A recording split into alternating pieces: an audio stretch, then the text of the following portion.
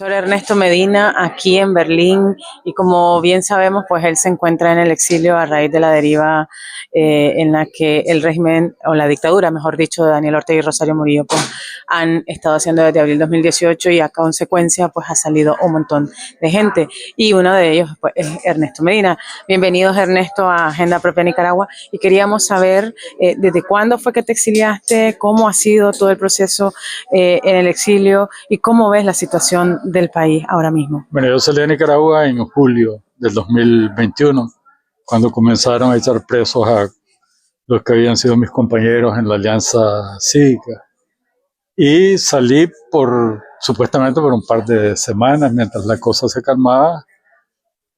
Salí primero a España y estando allá pues vi que la cosa era imposible porque más bien había arreciado la represión y habían echado presos a más personas con las que yo había estado trabajando en los últimos 3 años.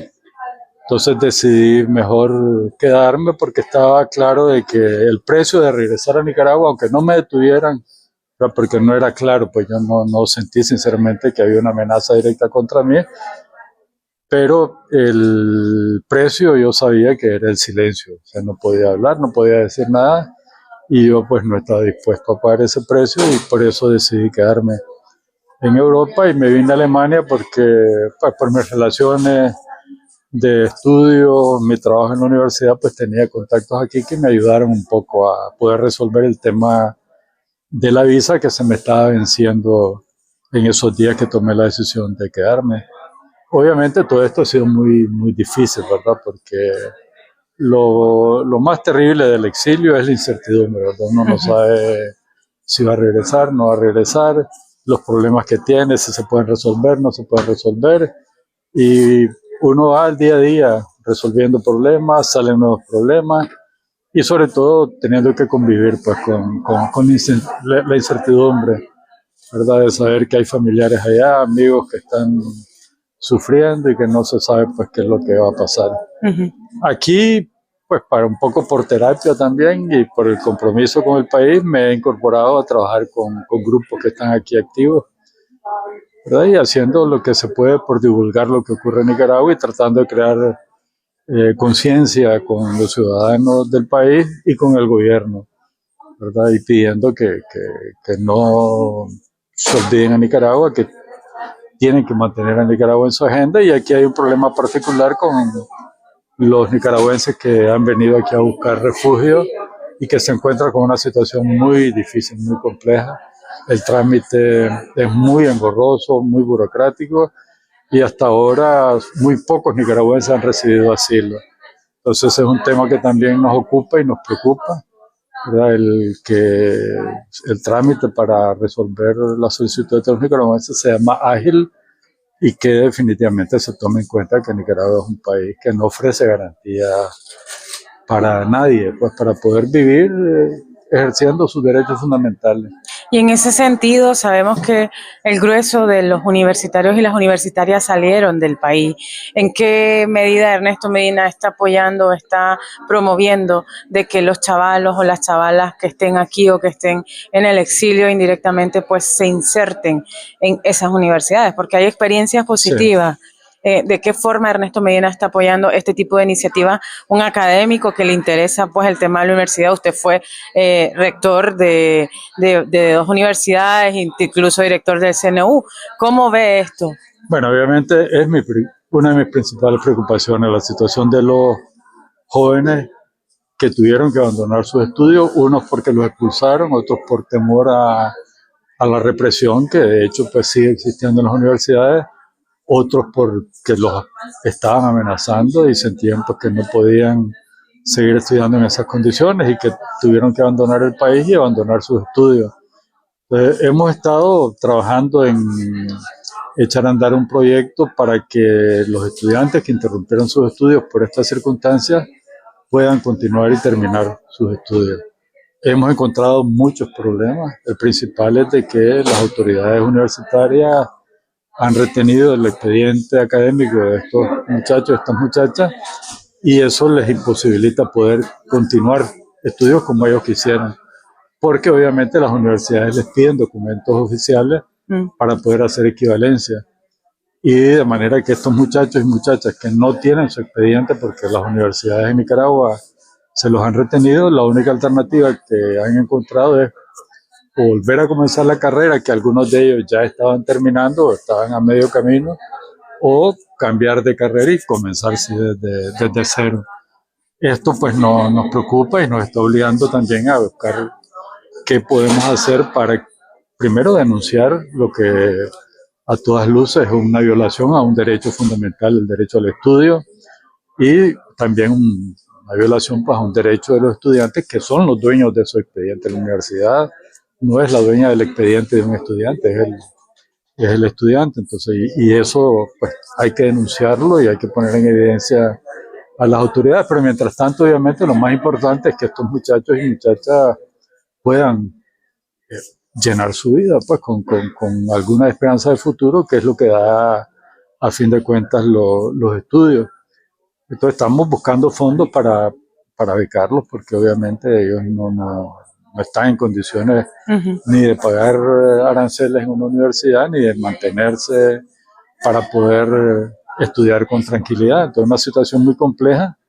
Hemos encontrado algún apoyo, pero es una gotita de agua en el desierto porque el problema es enorme. Y eso que hemos estado trabajando enfocados en la situación de los muchachos y muchachas que están en Costa Rica, que creemos pues es una parte importante, pero sabemos que hay estudiantes en muchos países, en México, Estados Unidos, aquí en Europa, en casi todos los países de Occidente, Francia, España, hay un buen número, y esos todavía pues no hemos tocado, pues estamos recogiendo información para ver cómo se puede apoyar, ¿verdad? Y pues hasta ahora, como digo, se ha podido hacer ya algo. Por lo menos el proyecto es bien recibido. Todo el mundo, cuando se le cuenta la situación de los muchachos, reacciona primero sorprendidos, indignados y hay voluntad de ayudar.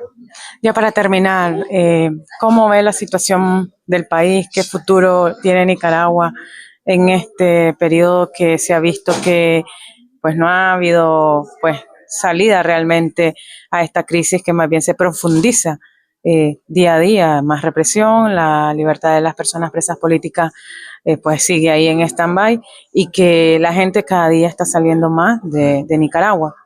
No, obviamente la situación es terrible. O sea, por un lado, creo que tenemos que reconocer que Ortega ha consolidado su poder y su modelo de concentración de poder y de establecer un régimen de partido único y, si es posible, dinástico, ¿verdad? Las dos elecciones, las del 2021 y las recientes municipales, aunque fueron hechas en circunstancias totalmente anómalas y legítimas, el hecho es de que ha permitido que Ortega concentre ahora todo el poder político, pues las 153 municipales del país, la mayoría absoluta en la asamblea y su reelección.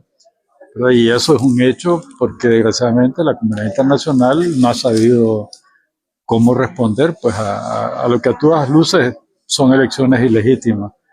Pero yo creo que por la complejidad de la situación mundial con la guerra de Crimea, los países, sobre todo pues, los europeos y Estados Unidos, que son los más interesados en el problema de Nicaragua, estén tomando una actitud de observación, de espera, llamo yo, y espera a que nosotros, los nicaragüenses, hagamos lo que tenemos que hacer, pero la oposición sigue dividida, fragmentada, sin un plan concreto, únicamente hablando en términos de consignas, pero no de proyectos que tengan un fondo, un contenido que le dé esperanza al pueblo que está sufriendo en Nicaragua y que lo anime también a superar un poco el miedo, el temor para poder expresarse. Yo creo que mientras no logremos, ¿verdad?, que se reanime, que se reactive la protesta de cualquier manera, ¿verdad?, sin que la gente tenga que arriesgarse para que la maten o la echen presa, pero que el régimen sienta y confirme lo que hace después de que el malestar sigue ahí, que está un poco soterrado por la presencia de la policía, por las amenazas, pero el descontento que se vio en las calles en 2018 sigue ahí. Entonces yo creo que eso hay que mantenerlo vivo y buscar la forma en que se vuelva a expresar y trabajar conjuntamente con la comunidad internacional para que se pueda hacer presión y cambiar la correlación de fuerzas que permita buscar una salida democrática o una negociación, sobre todo creo yo en estos momentos para liberar a los presos. Creo que nosotros no podemos permitir que se nos muera un compañero, una compañera más en la cárcel y estamos claros que la única manera de sacarlos es negociando y tenemos que ver qué es lo que Ortega está dispuesto a negociar, qué es lo que nosotros podemos dar o qué es lo que nosotros podemos hacer que la comunidad internacional ponga sobre la mesa a cambio pues y desgraciadamente yo por lo menos así lo veo, pues que es a cambio de la libertad de compañeros y compañeros que son inocentes, que no han cometido ningún delito, pero que Ortega los tiene presos, ¿verdad?, para negociar y consolidar su poder, y eso, que nos cueste decirlo, yo creo que es así, pero tampoco significa que es el fin de todo. Pues creo que la liberación de los presos va a ser un capítulo más en esta historia triste. Después tenemos que seguir trabajando en organizarnos mejor, en cohesionarnos más, en aclarar mejor cuál es la estrategia realmente, no solo para salir de Ortega, que al final Ortega se puede morir y se acabó el problema Ortega.